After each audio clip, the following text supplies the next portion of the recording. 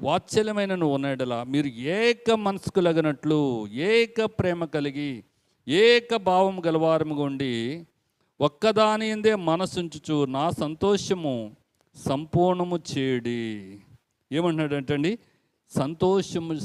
సంతోషాన్ని మరి ఇక్కడ గమనిస్తే ఆయన అంటాడు, నా సంతోషమును సంపూర్ణము చేయడి. అంటే ఈ ఫిలిప్పీ పత్రికను ఒకవైపు నుంచి మనము ఆలోచన చేస్తే ఇది ఎలా కనిపిస్తుందంటే ఆనంద పత్రిక. ఏ పత్రిక అంటండి ఇది? ఆనంద పత్రిక.